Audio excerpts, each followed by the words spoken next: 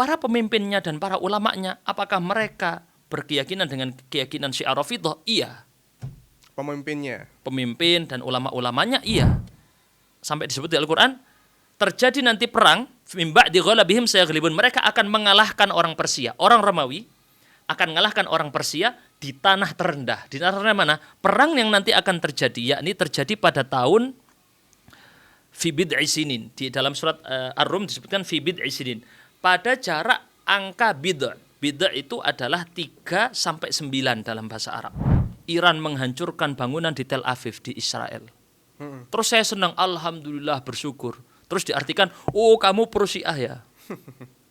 Nah, ini cara berpikir yang sangat dangkal. Betul. Karena yang terjadi pada zaman Rasulullah di dalam surat Ar-Rum, umat Islam senang saat apa?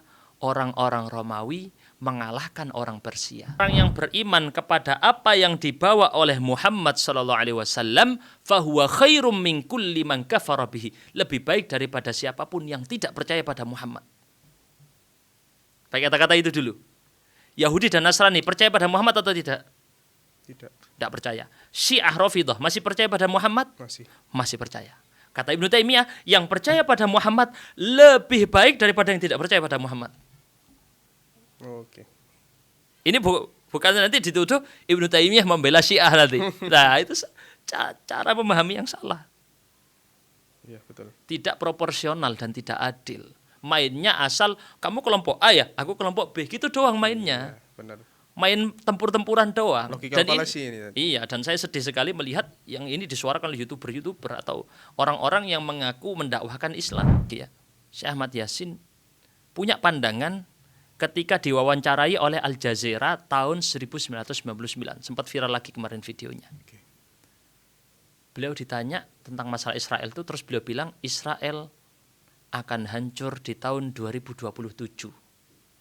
1 tahun lagi. Tahun besok berarti. Ya kan Amerika sudah mentok sudah sampai atas. Dia sudah nggak bisa ke atas lagi nih. Dia sudah masuk di fase turun.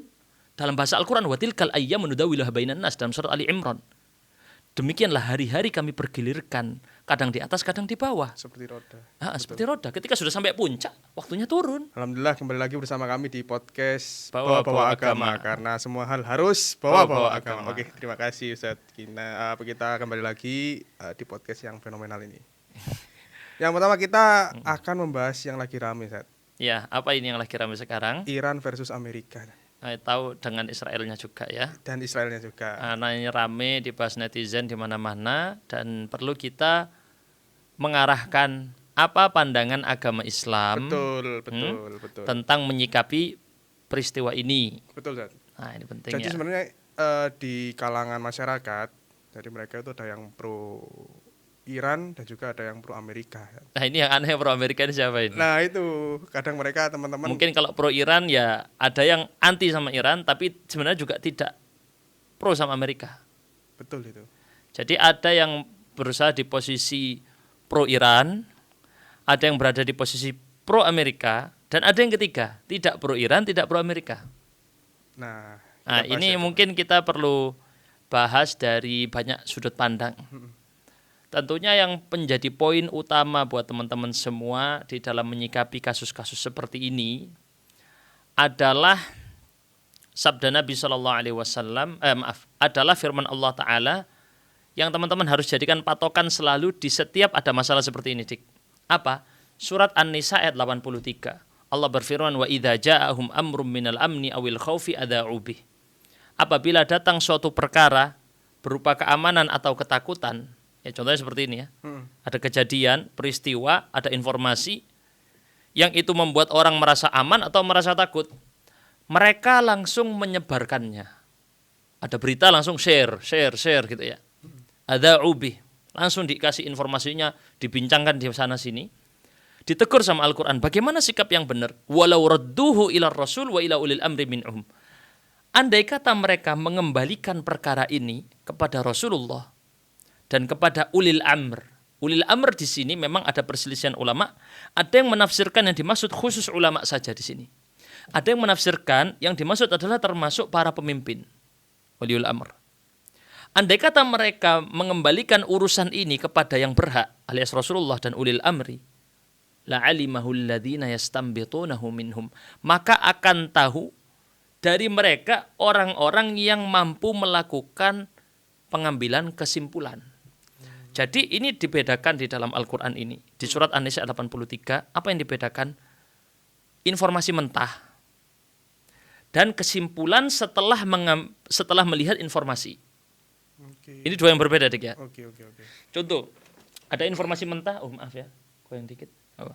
Ada informasi mentah, kejadian A, B, C, D. Kita nggak harus fokus pada yang masalah Irannya ini. Tapi nanti akan terulang berkali-kali. Dan ini uniknya ayat Al-Quran ya. Dia tidak hanya relevan pada satu kejadian, tapi apapun kejadian yang serupa. Nih, misalnya contohnya. Perang Iran yang sekarang, perang Iran Amerika, atau perang yang lain-lain. Perang yang lain-lain. Atau kejadian apapun yang berkaitan dengan rasa takut atau rasa aman. Ini yang disinggung di Al-Quran. Andai kata dikembalikan kepada Rasul, jadi ini data mentah nih, Dik. Informasi mentah. Itu pun belum tahu benar apa enggak kan.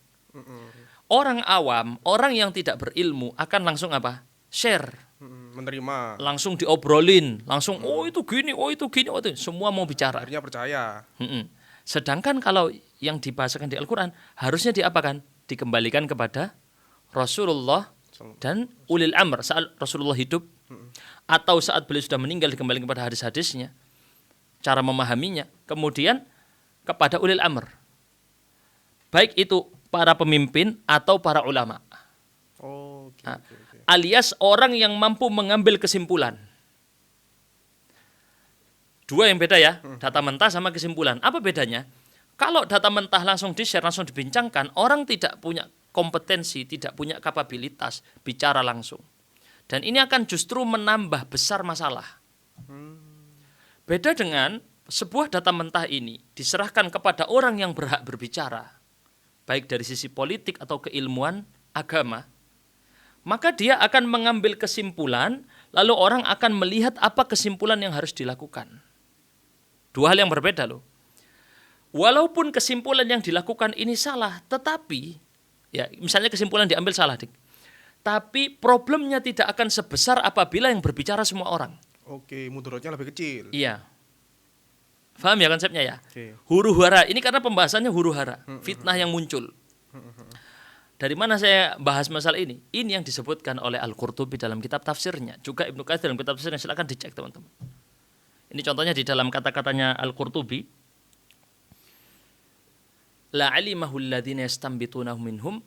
Pengambilan kesimpulan yang dilakukan tadi. Jadi beda ya, data mentah sama kesimpulan ini beda ya. Contoh ada data mentah masuk, dilihat apa kesimpulan yang harus dilakukan, baru orang awam menerima kesimpulannya. Faham ya, beda ya? Beda dengan ada data mentah, orang awam bicara, orang awam menyimpulkan sendiri, kemudian terjadi apa? Banyak masalah. Dan ini terjadi dalam bukan hanya dalam masalah kasus Iran doang. Dalam banyak hal. Kenapa banyak terjadi masalah di sini? Ya itu tadi, orang yang tidak punya kapabilitas bicara. Poin yang kedua, kalau yang versi yang seharusnya dilakukan menurut Al-Quran adalah apa? Dikembalikan kepada orang yang berhak bicara, ulil amr, baik secara keilmuan agama atau secara keilmuan politik, baru orang awam menerima dari apa? Kesimpulan mereka. Al-Qurtubi menjelaskan kesimpulan mereka yang dimaksud, mereka tahu apa yang harusnya diinformasikan dan apa yang harus disembunyikan. Berarti difilter, Zat. Tidak semua data mentah itu harus disampaikan. Tidak semua data mentah itu harus disampaikan. Ada yang harus disembunyikan. Karena yang dilihat adalah dampaknya itu, Dik.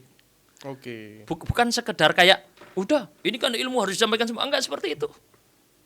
Abu Hurairah radhiyallahu anhu bahkan di masa-masa fitnah beliau mengatakan, andai kata ya aku memiliki dua informasi, ya sebagian informasi ini kalau aku sampaikan ini leher terpisah dari kepalanya sudah. Maksudnya ya ini nggak boleh disampaikan karena tidak semua orang mampu menerima informasi ini. Dan banyak contoh yang lain ya, sehingga Al-Bukhari kalau nggak salah menyebutkan dalam kitab sahihnya tentang bolehnya menyembunyikan sebagian ilmu. Dikhawatirkan ini menimbulkan masalah atau fitnah. Nah ini ya, ini problem yang di zaman sekarang, semua orang bebas berbicara dan informasi tidak lagi difilter. Nah, terus informasi yang kita ini butuh informasi, Dad. Informasi yang benar-benar jelas itu gimana, Dad? Masalah Iran Amerika ini, Dad. Soalnya di luaran situ kan banyak kan apa namanya bola-bola panas ya, yang bilangnya Iran ini ada dua kubu. Ada kubu Syiah baik sama Syiah jelek gitu. Oke, menarik ini. Yang kamu sampaikan, kalau sekarang kita spesifikkan ke masalah kasus Iran. Oke. Bagaimana sikap seorang muslim seharusnya? Detail secara rincinya kita tidak tahu. Detail secara rincinya ya. Tapi kita bisa mengambil langkah-langkah yang paling aman dalam menyikapi hal ini. Nah, kita tidak mengambil risiko paling berat. Pertama, Iran memang negara yang pemerintahnya adalah Syiah. Lebih spesifiknya Syiah Imamiyah Itsna Asyariyah. Syiah ya berarti. Iya, Syiah yang tipenya itu meyakini imam yang 12. Ini pendapatnya mereka, resmi negara. Resmi negara. Sehingga Ahlus Sunnah apakah ada? Ada. Di Iran ada, tetapi apakah mereka bebas untuk bersuara sebagaimana di negara-negara Sunni lain? Itu yang saya tidak tahu lebih detail. Oke. Tapi prakteknya mereka benar-benar Syiah. Terus Syiah ini Islam atau bukan? Syiah tidak semuanya dinyatakan dia itu Muslim atau semuanya itu tidak Muslim. Jadi benar-benar perlu diperinci kepada person-personnya. Tidak bisa kemudian dihukumi. Tetapi secara mutlak, secara umum dilihat pada akidah-akidahnya tergantung dari sekte Syiahnya. Syiah Zaidiyah berbeda dengan Syiah Ja'fariyah. Syiah Ja'fariyah berbeda dengan Syiah Rafidhah. Syiah Rafidhah pun berbeda dari Syiah Itsna Asyariyah atau Imamiyah, walaupun ada yang bilang ya memang Imamiyah ini sekarang Rafidhah. Jadi sekte-sekte dalam Syiah ini ada banyak. Contoh ya, ada misalnya salah seorang pemimpin sekte Syiah yang ada di Inggris, dia tinggal di sana. Ketika kemarin Presiden Iran meninggal, Khamenei. Ali Khamenei. Khamenei atau Khamenei, ya itu Khamenei bahasanya, teksnya Arabnya atau teks Iran Persinya itu ya. Bahasa Persinya itu kan Khamenei. Khamenei ini dia meninggal, ya kan kemarin karena serangan Amerika. Itu dia senang, padahal dia Syiah. Inggris. Di Inggris tapi. Jadi sektenya memang berbeda. Bagi dia ini sudah bukan Muslim. Bagi dia, bagi sesama Syiah sendiri. Jadi kita tidak bisa menghukumi secara person, tidak bisa. Secara mutlak bisa. Misalnya akidah Syiah Rafidhah ini akidah kufur jelas. Akidah yang memurtadkan seseorang dari Islam, akidah Syiah Rafidhah. Akhirnya keluar dari Islam. Tapi kan? Apakah, ini yang kemudian secara hukum kepada personnya, apakah semua rakyat Iran itu murtad? Nah itu kan problem baru. Tidak bisa dicampurkan. Kalau para pemimpinnya dan para ulamanya, apakah mereka berkeyakinan dengan keyakinan Syiah Rafidhah? Iya. Pemimpinnya? Pemimpin dan ulama-ulamanya iya. Tapi orang awamnya semuanya tidak mesti. Tidak mesti. Apakah benar mereka meyakini bahwa para sahabat demikian-demikian? Bahwa para imam-imam mereka itu maksum terjaga dari dosa dan seterusnya, panjang ya. Banyak sekali akidah-akidah orang-orang Syiah ini mengeluarkan seorang muslim dari Islam.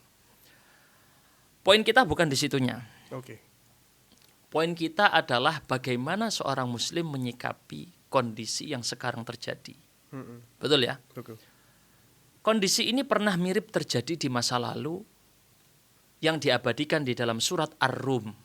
Teman-teman baru buka surat Ar-Rum, langsung mulai disebutkan di situ. Alif Lam Mim Ghulibatir Rum. Orang-orang Romawi dikalahkan oleh siapa? Orang Persia. Persia ini ya Iran sekarang. Iya, benar. Tapi ini bukan tentang cocok logi Iran itu adalah Persianya yang dimaksud di Quran, Romawi adalah Amerika. Enggak, bukan itu ya. Tapi peristiwa yang terjadi ini akan merefleksikan kita dengan peristiwa sekarang. Ini terjadi di zaman Rasul. Ketika ayat ini turun, Romawi lagi kalah. Kalah lawan siapa? Persia. Kalau dilihat dalam sejarah, itu terjadi tahun 613 atau 614 Masehi. Romawi Timur kalah melawan Persia. Persia merebut wilayah Damaskus, Yerusalem, dan Mesir.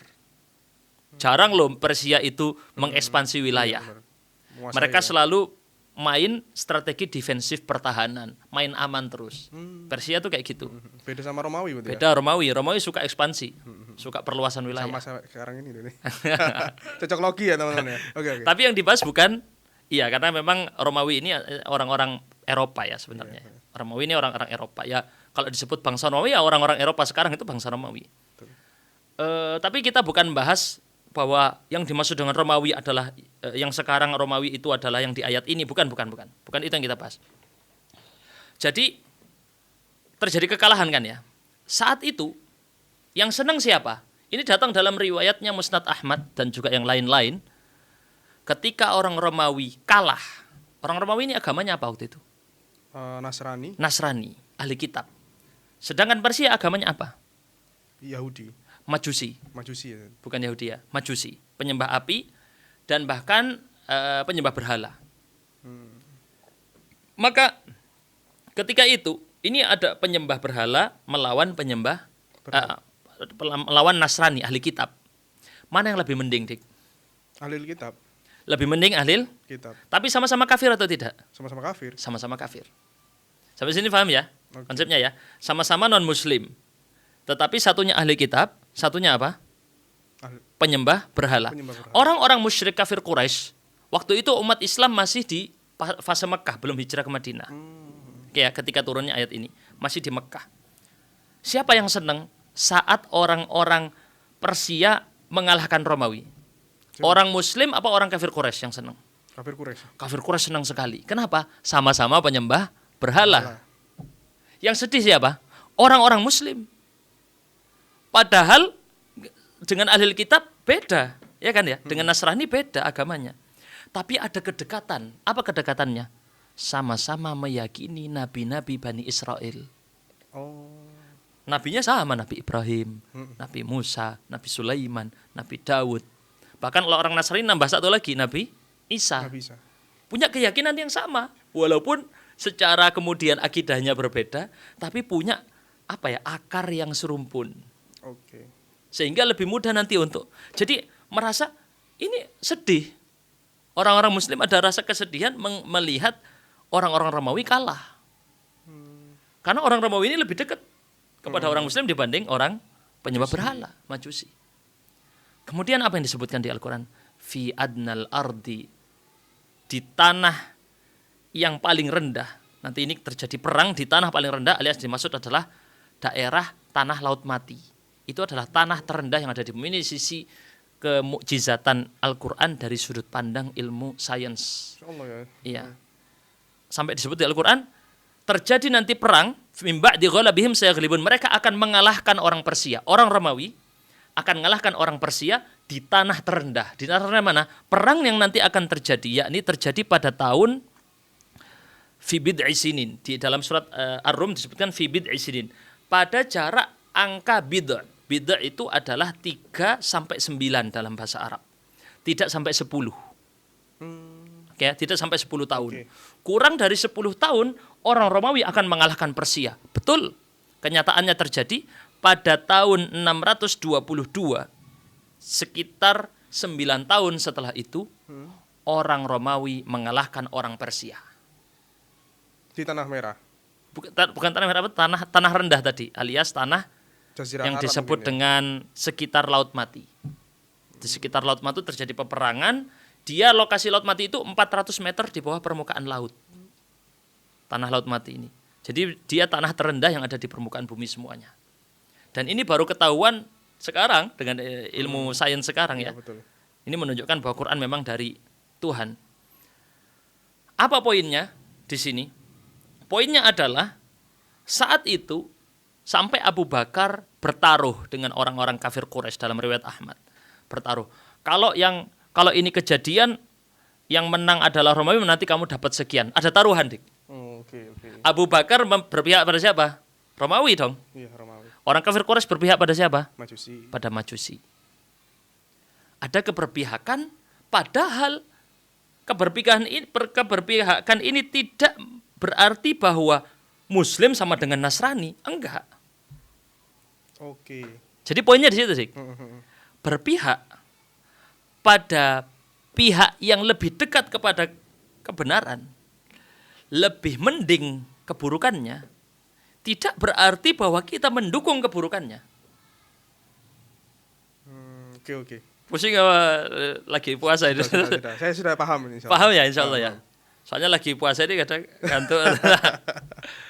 Oke, jadi poinnya adalah saat saya misalnya menukil pendapat, contoh, saya menukil pendapat Imam Ibnu Taimiyah, contohnya. Apakah berarti saya setuju dengan semua pendapat Ibnu Taimiyah? Tidak. Entah. Paham ya bedanya ya? Nah, ketika saya berpihak kepada, misal ini ada pemilu nih, kemarin pemilu Amerika. Ya semuanya buruk calonnya ini ya, katakan. Atau pemilu yang kemarin ramai, pemilu wali kota. Satunya Muslim, Zohran Mamdani, dengan satunya yang non-Muslim. Ya non-Muslim. Walaupun Mamdani ini orang Syiah juga. Mamdani ini orang Syiah. Walaupun dia Muslim tapi Syiah. Di Washington ya kalau tidak salah ya. New York New ya? York. New York. Kan dikasih dua pilihan. Iya benar. Dua pilihan ini sama-sama buruk. Tapi satunya Syiah, masih Muslim. Yang masih Muslim ya, maksudnya dia masih pro pada Islam. Membela Islam. Ya, memberikan kebebasan umat Islam untuk beribadah di New York. Yang satu lagi non-Muslim yang anti sama Islam. Coba dihadapkan pada dua kondisi ini. Mana yang dipilih? Yang lebih mending? Yang Muslim. Yang Muslim, walaupun bukan berarti saya membela Syiah. Contoh, saya memilih Zohran Mamdani. Oh, berarti saya membela Syiah. Ya bukan seperti itu cara berpikirnya. Kita memilih si pemimpin ini tadi, bukan berarti membenarkan semua pendapatnya. Saya mengatakan ucapannya Al-Imam Al-Ghazali, bukan berarti saya mendukung semua pendapat Imam Ghazali. Paham ya? Paham. Dua hal yang berbeda. Betul. Nah, ini yang seringkali teman-teman yang tidak bisa memahaminya. Sehingga seolah-olah kalau saya di sini dalam kategori ini senang Iran menghancurkan bangunan di Tel Aviv di Israel. Terus saya senang, alhamdulillah, bersyukur. Terus diartikan, oh kamu pro Syiah ya. Nah, ini cara berpikir yang sangat dangkal. Betul. Karena yang terjadi pada zaman Rasulullah di dalam surat Ar-Rum, umat Islam senang saat apa? Orang-orang Romawi mengalahkan orang Persia. Karena lebih mending Romawi daripada Persia. Lebih dekat, istilahnya diskusi, sik nyambung. Nabimu siapa? Ibrahim. Oh sama nabinya Ibrahim. Sama orang Syiah, gimana? Al-Quran sama pakai Al-Quran. Walaupun nanti penafsirannya menyimpang mereka, tapi masih mudah untuk didakwahi, lebih dekat. Lebih dekat kepada kebenaran dibanding orang yang benar-benar menolak Quran. Oke, sampai sini ketangkap ya, jelas ya. Lebih detail lagi, Ustadz, antum ini ngawur gitu. Misalnya ada yang bilang netizen. Iya, benar. Netizen bilang, ini Ustadz ngawur ini. Ini mau membela Iran, membela Syiah. Seolah-olah gitu ya. mau dibawa framing ke sana. Padahal sepanjang saya ngomong, saya tidak ada membela Syiah. Oke ya. Yang saya sebutkan, kita senang dengan tindakan menyerang orang-orang Zionis Yahudi, kita sangat senang. Perbuatan ini, kalau kita lepaskan dari pelakunya, kita lihat pada perbuatannya saja. Bagus atau tidak? Bagus. Perbuatan menyerang Zionis, menghancurkan negara Israel, negara Yahudi. Bagus atau tidak? Bagus. Sangat bagus. Sebagai sebuah perbuatan. Oke, hanya karena dia dilakukan oleh pelaku yang kita tidak setuju dengan dia. Bahkan katakan kita kafirkan dia. Oke ya, katakan kita kafirkan orang-orang Syiah ini. Katakan. Karena kan tadi saya bilang Syiah ini secara person per person ini tidak bisa dihukumi mutlak semuanya kafir dalam kategori rakyat Iran. Dalam pembahasan rakyat Iran. Apakah semua rakyat Iran ini kafir? Tidak bisa kita hukumi seperti itu. Oke ya. Tetapi apakah akidah Syiah Rafidhah itu kafir? Iya. Apakah para ulama-ulamanya itu telah keluar dari Islam atau menyelisihi akidah Islam? Iya. Ulama-ulama ini secara kita hukum secara mutlak ya, bukan person per person. Karena berbeda. Dua hukum ini, hukum vonis secara person dengan hukum vonis secara global. Dan itu bukan generalisir. Hukum secara global itu bukan generalis. Nah, kita akan sebutkan fatwanya Syekhul Islam Ibnu Taimiyah. Tentang kasus orang yang lebih mengunggulkan Yahudi dan Nasrani di atas Syiah Rafidhah. Dan ini Syiah Rafidhah loh ya. Syiah Rafidhah ini akidahnya akidah kafir jelas. Cuman apakah person yang dia mengaku ikut Syiah, benar nggak dia meyakini akidah itu? Kan itu pertanyaan yang berikutnya. Oke. Kan nggak bisa langsung dihukumi, Dik. Ngerti ya maksudnya ya? Benar nggak ini si warga negara Iran ini meyakini akidah Rafidhah yang seperti ini, yang seperti ini, yang seperti ini, yang seperti ini, yang semuanya itu adalah kekufuran, mengeluarkan orang dari Islam. Benar nggak? Kan seperti itu ya. Poinnya itu teman-teman seringkali, atau bukan teman-teman ya, seringkali orang tidak bisa memisahkan dua hal ini. Ibnu Taimiyah rahimahullah menyebutkan dalam Majmu' Fatawa jilid 35 halaman 201. Alhamdulillah kalau Majmu' Fatawa ini karena cetakannya semuanya sama ya rata-rata, pakai cetakan yang model itu mesti ketemu teman-teman ya, di jilid 35 halaman 201. Beliau ditanya tentang seseorang yang merasa Yahudi dan Nasrani lebih baik daripada Syiah Rafidhah. Oke, balikannya berarti tadi. Ini cocok enggak dengan peristiwa sekarang? Cocok. Cocok sekali kan? Ibnu Taimiyah yang bilang ya, bukan saya. Apa kata beliau? Lihat bagaimana seorang ulama melihat sebuah kasus. Alhamdulillah, beliau jawab. Setiap orang yang beriman kepada apa yang dibawa oleh Muhammad sallallahu alaihi wasallam, fahuwa khairum min kulli man kafara bihi. Lebih baik daripada siapapun yang tidak percaya pada Muhammad. Pakai kata-kata itu dulu. Yahudi dan Nasrani percaya pada Muhammad atau tidak? Tidak percaya. Syiah Rafidhah masih percaya pada Muhammad? Masih percaya. Kata Ibnu Taimiyah, yang percaya pada Muhammad lebih baik daripada yang tidak percaya pada Muhammad. Oke. Ini bukan nanti dituduh Ibnu Taimiyah membela Syiah nanti. Nah, itu cara memahami yang salah.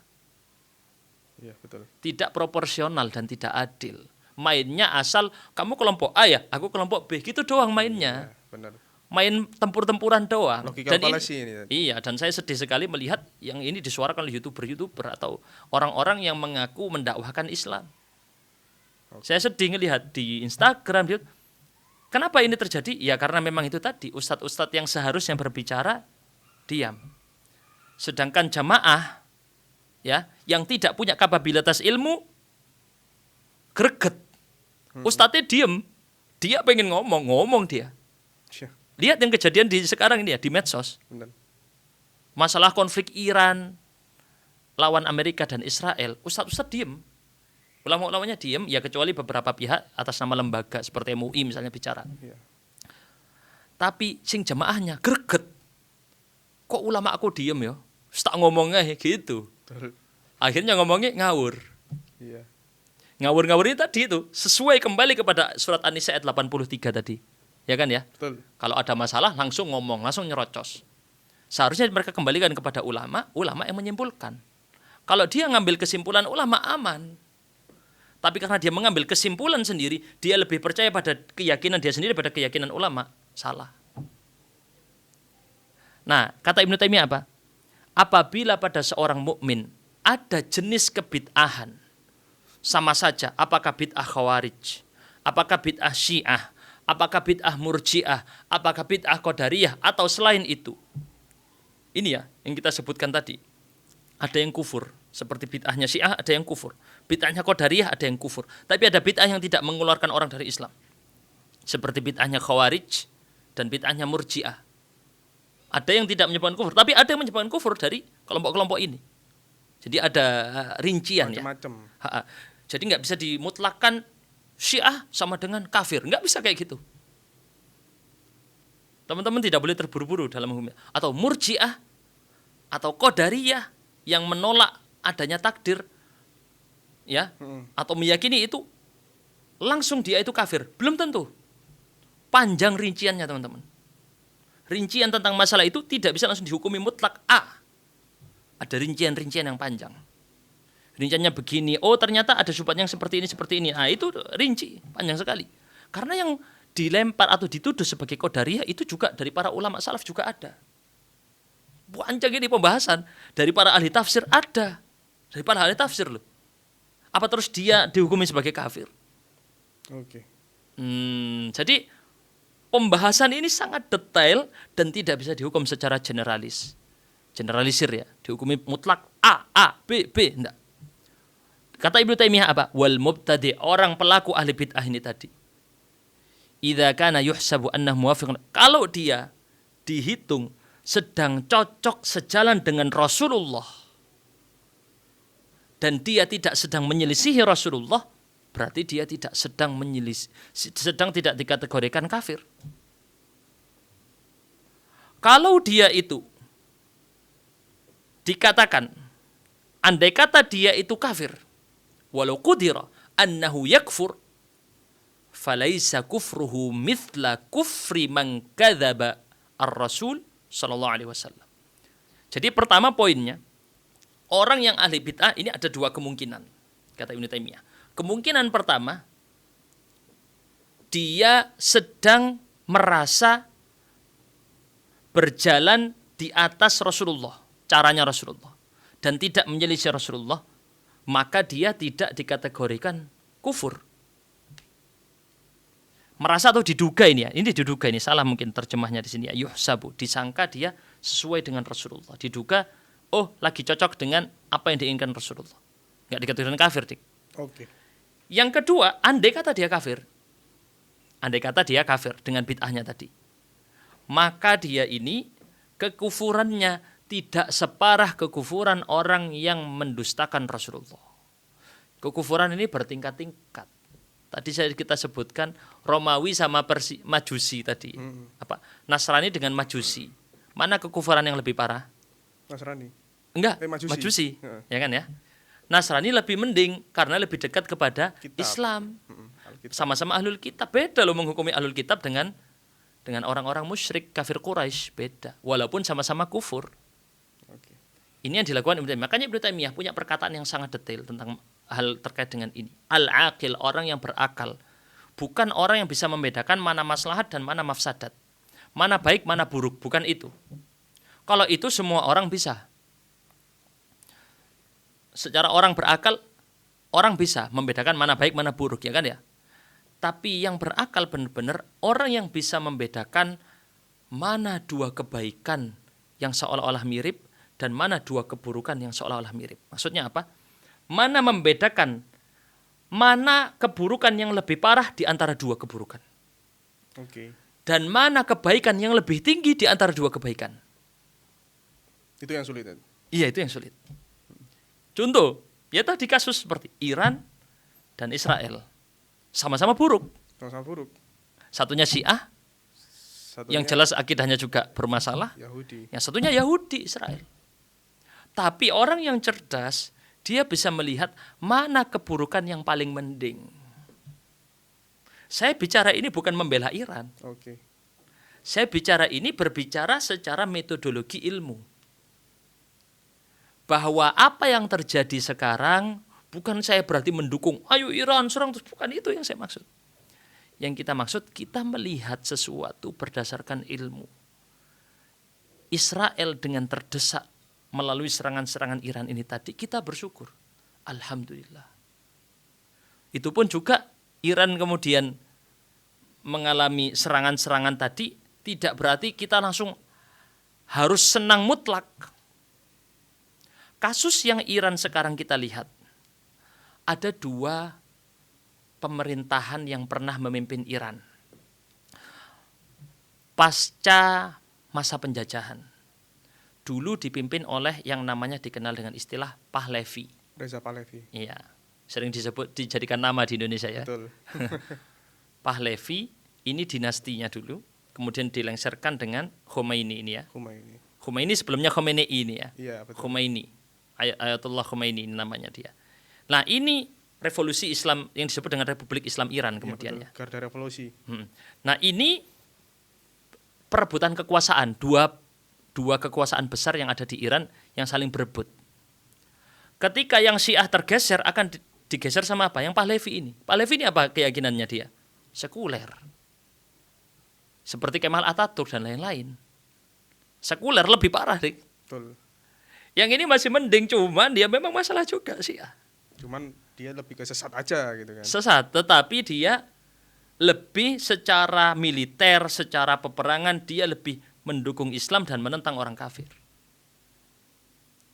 Ini yang saya sampaikan barusan adalah ucapannya Ibnu Taimiyah di jilid 35 halaman 21 yang tadi ya, bahwa orang Rafidhah, Syiah Rafidhah lebih mending daripada Yahudi dan Nasrani.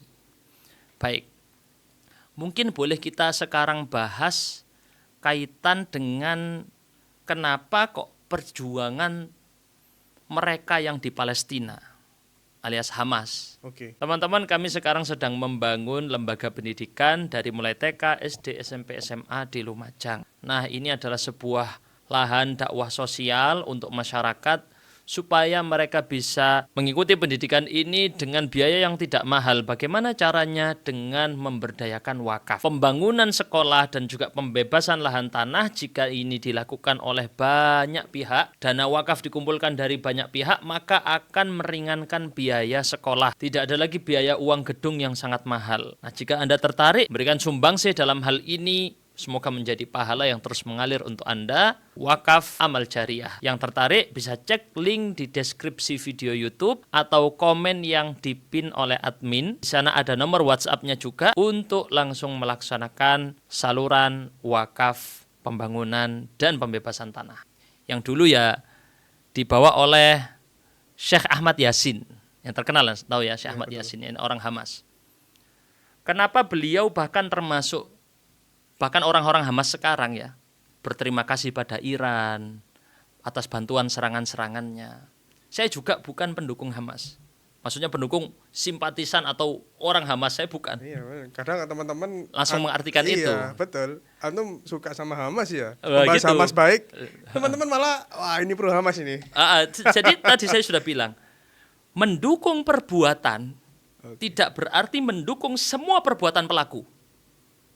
Mendukung salah satu perbuatan pelaku bukan berarti mendukung semua perbuatan pelaku tadi.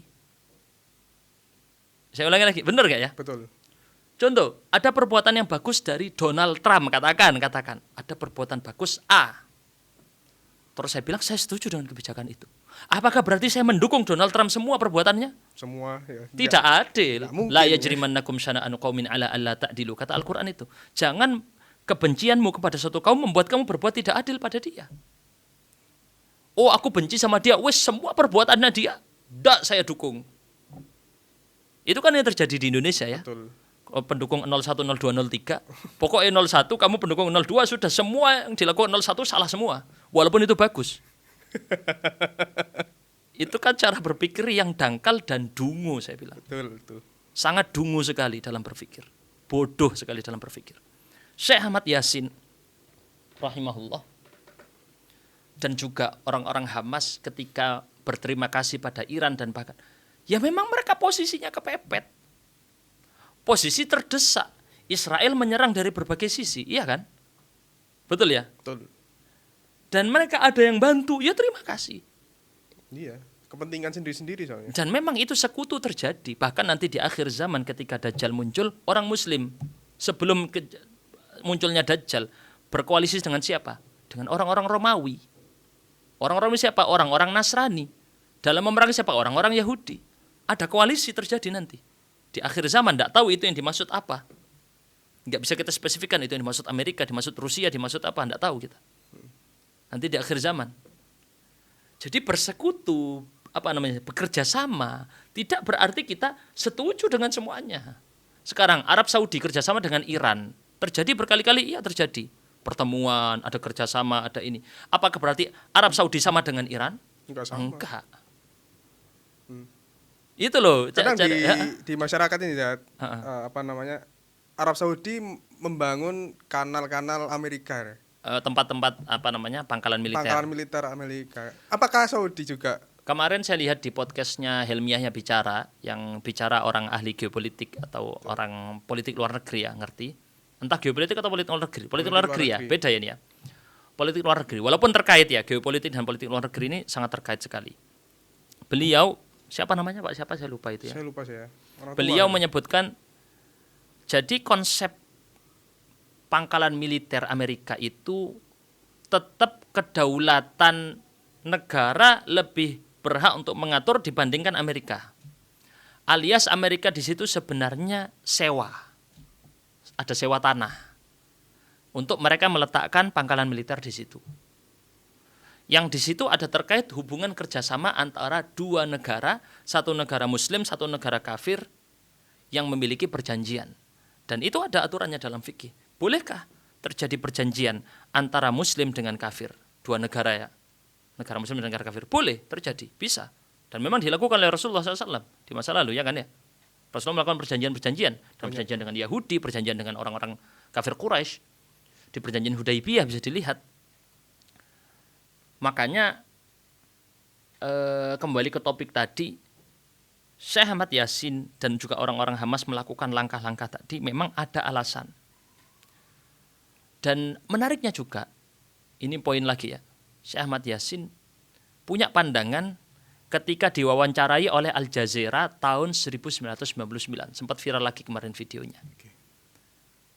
Beliau ditanya tentang masalah Israel itu, terus beliau bilang Israel akan hancur di tahun 2027. 1 tahun lagi. Besok berarti, tahun besok berarti. Prediksi beliau. Oke. Masa apa ini beliau perdukunan gitu kan ya? Klenek ya apa namanya? Oh perdukunan. Enggak, jadi teorinya Syekh Ahmad Yasin ini sebenarnya dibangun di atas teori Al-Quran secara penafsiran, bukan Al-Quran secara tegas. Tapi penafsiran dari Al-Quran dan teorinya Ibnu Khaldun.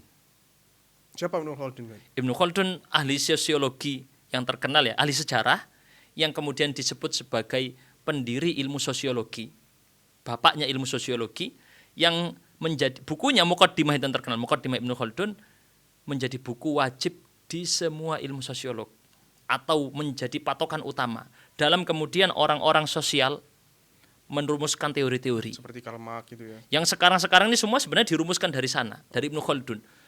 Dan bukunya Muqaddimah Ibnu Khaldun ini menjadi buku paling favoritnya Mark Zuckerberg, pendirinya Facebook, Meta, Instagram, WhatsApp ya.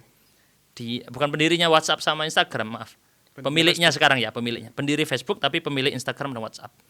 Dia Mark Zuckerberg ini membuat suka dengan buku ini karena memang teori tentang sosial yang nanti dipakai di media sosial itu sangat bagus. Apa teorinya Ibnu Khaldun? Ibnu Khaldun berpandangan sebuah negara hanya bertahan 120 tahun. Setelah itu mesti fasenya hancur. Dan teorinya Ibnu Khaldun ini cukup kuat. Dibangun di atas bukti-bukti yang terjadi pada dinasti Umayyah dan dinasti Abbasiyah. Karena itu zamannya beliau. Ya. Dan juga secara teori Quran sebenarnya ada. Loh, kok bisa Ustaz penafsirannya? Ntar kita bahas kembali ke teorinya Ibnu Khaldun ya. Dan ini kalau teman-teman pahami, langsung memahami nanti kenapa Amerika dikategorikan punya kemungkinan kalah. Bahkan sangat tinggi. Profesor Jiang dari Beijing, dari Cina. Dia terkenal di YouTube, nama channelnya Predictive History. Jadi dia membahas sejarah yang belum terjadi. Gimana itu ya? Memprediksi sejarah. Dan 3 prediksi dia paparkan di tahun 2024 kalau nggak salah ya. Sampai diundang di sebuah stasiun TV Amerika untuk membahas ini. Karena dia mengatakan 3 prediksi. Prediksi pertama, Trump akan menang dalam pemilu Amerika. Benar kejadian. Kedua dia prediksi, ini prediksi ya bukan perdukunan ya teman-teman. Karena dia punya ilmu dalam hal-hal ini, kemudian merumuskan teori sampai saya prediksi ini yang akan menang. Peluang ya, berarti dia mengambil peluang yang paling banyak. Iya, mengambil peluang yang paling banyak, betul. Seperti orang prediksi MU lawan apa gitu ya. Nah. Yang kedua, dia mengatakan Trump akan menginisiasi perang melawan Iran. Amerika akan berperang melawan Iran. Benar kejadian. Yang ketiga, dia sebut dalam prediksinya Profesor Jiang ini, Iran akan menang melawan Amerika. Amerika akan kalah. Ini yang belum terjadi. Tapi akan terbaca dari banyak memang para ahli yang berbicara, kalaupun Amerika menang, walaupun Amerika menang melawan Iran, dia akan rugi besar. Betul. Dan pergolakan ekonomi dunia akan berubah. Dan dolar tidak lagi sekuat dulu. Kemungkinan prediksi para ahli ya, bukan kata saya. Tapi para profesor, salah satunya tadi Profesor Jiang. banyak membahas tentang sejarah. Nah, apa kaitannya? Nanti kita bahas ke sana. Ini panjang banget ini podcast ini. Hah? Adminnya. Masya Allah lah ya. Dikit lagi nih ya. Syekh Ahmad Yasin menyebutkan tentang masalah 40 tahun. Apa dalilnya di Al-Quran? Di Al-Quran dibahas tentang Bani Israel.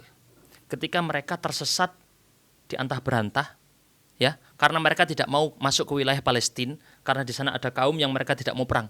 Intinya mereka menghindari perang, takut mati. Akhirnya dihukum sama Allah apa? Berada di negeri antah berantah. Penafsiran orang-orang kitab di daerah Sinai itu ya. Daerah Sinai itu kan antara Mesir dan ya itu daerah pegunungan, daerah inilah tidak bisa untuk dihuni. Iya, betul. Daerah Sinai itu. Mereka ada di daerah sana selama 40 tahun muter-muter. 40 tahun.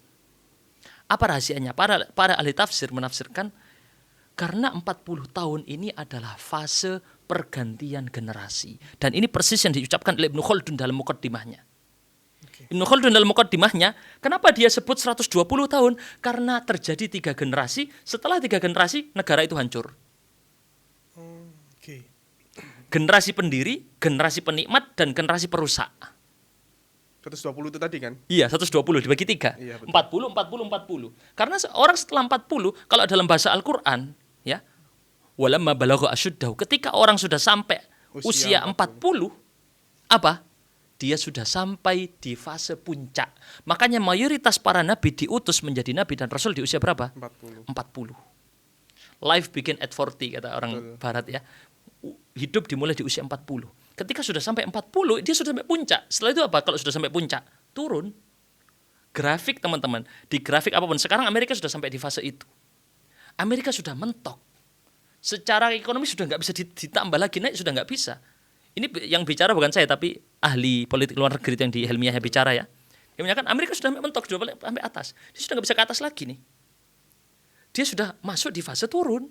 Dalam bahasa Al-Quran, watilkal ayyamu nudawiluha bainan nas, dalam surat Ali Imran. Demikianlah hari-hari kami pergilirkan, kadang di atas, kadang di bawah. Seperti roda. Seperti roda. Ketika sudah sampai puncak, waktunya turun. 40 tadi yang disebutkan Syekh Yasin, Ahmad Yasin, berdirinya negara Israel, yaitu sekitar tahun berapa? 1948. Sekitar ituan lah. Ya, 1948. 40 tahun berikutnya, tahun berapa? 1988. 1988. Apa yang terjadi? Itu fase pertama serangan-serangan dari Palestina. Fase disebut fase Nakbah. Betul. Terus masuk fase Intifadah. Fase Nakbah ini kehancuran ya. Maaf, fase Nakbah ini bukan. Kebangkitan. Salah ngomong ya. Ada Nakbah, ada Intifadah. Iya. Tahun 1988 ya alias 40 tahun berikutnya terjadi Intifadah, serangan dari Palestina melawan Israel. Banyak dampaknya. Perlawanan-perlawanan yang tadi munculnya Hamas dan seterusnya. Ini dari fase 40 tahun berikutnya. 40 tahun setelah itu tahun berapa? 2027. Makanya beliau berani bilang 2027 adalah awal kehancuran Israel. Karena sudah masuk kalau dalam dan nyambung ini menunjukkan Syekh Ahmad Yasin selaras dengan apa yang dari penafsiran ayat Al-Quran tadi tentang 40 tahun Bani Israel terombang-ambing karena generasi itu habis. Generasi yang takut perang untuk masuk Palestina hilang, diganti dengan generasi baru. Generasi baru ini yang berani untuk berperang. Melakukan masuk ekspansi wilayah, mereka merebut kembali tanah sucinya yang dulu di masa Nabi Ibrahim. Ya kan ya, direbut kembali. Karena generasi yang pertama ini tidak bisa diharapkan. Harus ganti generasi baru. Dan fase pergantian generasi butuh waktu berapa? 40 tahun. Teorinya Ibnu Khaldun. Nah, ini paling sebagai penutup ini ya. Sebagai penutup. Tapi ini sangat ini ya. Mungkin ada kedua mungkin nanti ya. Kalau misal bisa. Tapi ini sebagai penutup aja. Okay. Mungkin kedua nanti kalau ada pembahasan baru. Kalau enggak mungkin ada beberapa berita yang dari perang ini mungkin kita bisa bahas lagi mungkin nanti. Di topik yang lain. Ya. Oke, sekarang yang Ibnu Khaldun ya. Biar nyambung ini. Karena selaras yang di Quran sama perkataan Syekh Ahmad Yasin ternyata sama. Nyambung dengan yang Ibnu Khaldun yang sekarang teori ini dipakai di mana-mana. Yang disebut dengan teori usia peradaban.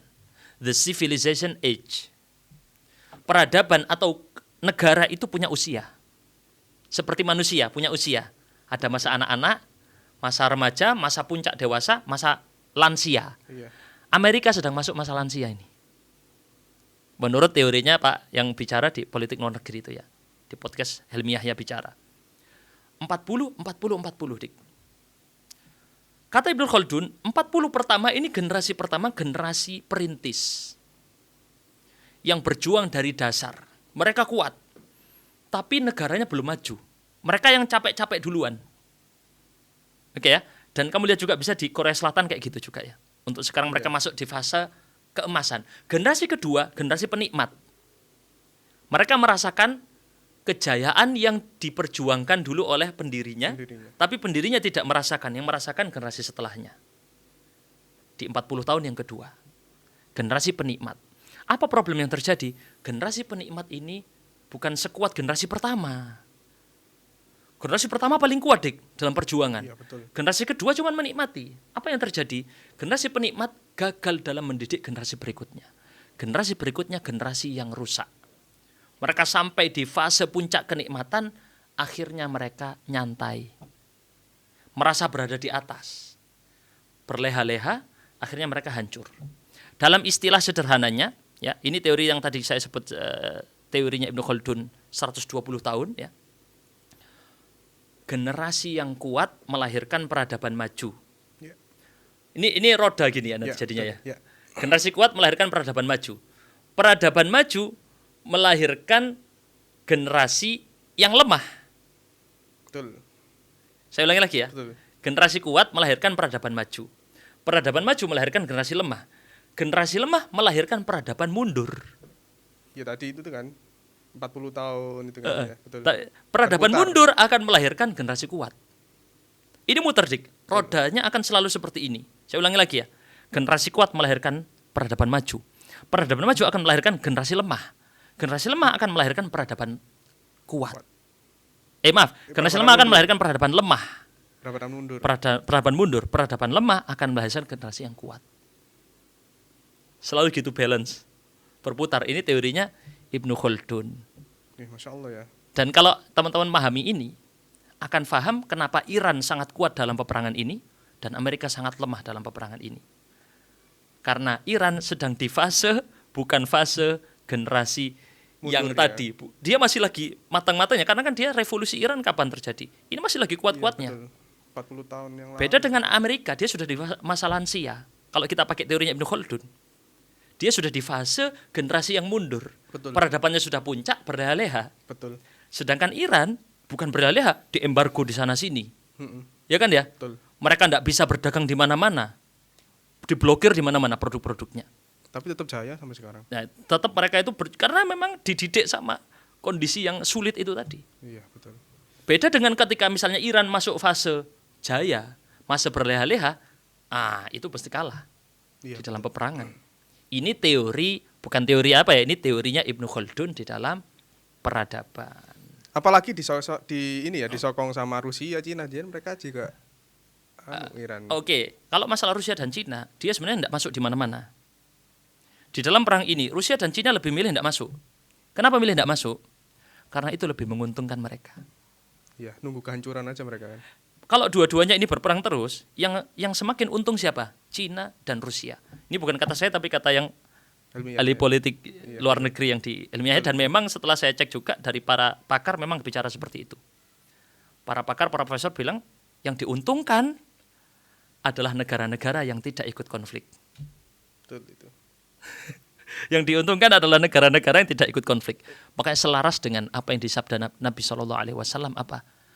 Al-ibadatu fil haraj kal hijrati ilayya. Dalam hadis riwayat Muslim dari Ma'qil bin Yasar kalau nggak salah. Ibadah di masa-masa huru-hara dan fitnah seperti hijrah menujuku, menuju Nabi. Oh, Masya Allah ya. Sekarang apalagi Ramadan ya. Nah, sibuk dengan berita-berita ini akan lalai teman-teman dari ibadah. Betul. Yang beruntung di masa konflik adalah orang yang tidak terjun dalam konflik. Kecuali konflik tadi adalah sebuah perang di jalan Allah, jihad fisabilillah, ini beda lagi pembahasannya. Itu adalah ibadah besar. Tapi yang dimaksud adalah ketika terjadi huru-hara, fitnah yang tidak jelas, yang mana yang benar, mana yang salah, mana yang ini, mana yang itu, ketidakjelasan ini muncul, maka seseorang fokus pada ranah produktivitas, ibadah. Insya Allah ya. Oke. Sangat panjang dan semoga membuka pikiran teman-teman agar pikirnya harus luas juga saja. Jangan Iya. berpikir dangkal dan juga menyimpulkan seseorang karena mungkin pro si A ataupun berarti mendukung Iran, mendukung si A gitu kan. Nah, Ataupun tidak mendukung si A, memberikan pendapat bahwa si A itu seperti ini. Oh, berarti kamu mendukung Amerika. Kan nggak seperti itu juga. terlalu dangkal cara berpikirnya. Yang kalau teman-teman bisa lihat orang yang terdampak dengan ibadahnya, dalam kasus seperti ini dia akan fokus kepada ibadah dan berdoa. Selain pada usaha, tapi yang usaha kan ini para pemerintah. Betul. Kalau orang fokus pada doa tadi, contoh komentar netizen Arab Saudi dengan komentar netizen Indonesia dalam kasus ini beda jauh. Komentar netizen Indonesia menghujat entah menghujat Prabowo, entah menghujat Donald Trump, entah menghujat toh. Kalau saya lihat di komentar-komentar netizen Arab Saudi, isinya apa? Allahumma hfadz biladil haramain, ya Allah jagalah negeri dua tanah suci ini. Isinya doa toh. Betul itu. Beda kualitas Itu betul Ustaz. dari dua kelompok netizen ini karena ibadahnya memang berbeda. Tapi jangan sampai Ustadz dibilang pro Saudi ya. Jangan sampai ya. Nanti bilang pro Saudi sama dengan pro Amerika sama dengan pro Israel. Ini adalah pola pikir yang sangat dangkal. Betul. Tadi yang saya mau bahasakan dengan agak kasar ya, pola pikir dungu. Logical fallacy. Ya, pola pikir yang sangat dungu. Oke. Ya. Insyaallah. Baik, Terima kasih alhamdulillah. Ustaz Jazakallah Ya. khair. Semoga Palestina segera membaik saja. Amin. Semoga dari perang ini Palestina bisa semakin membaik dan juga kembali seperti dulu lagi. Amin ya rabbal alamin. Ya, kita akhiri Dengan podcast doa kita. kafaratul majlis. Subhanallah bihamdihi.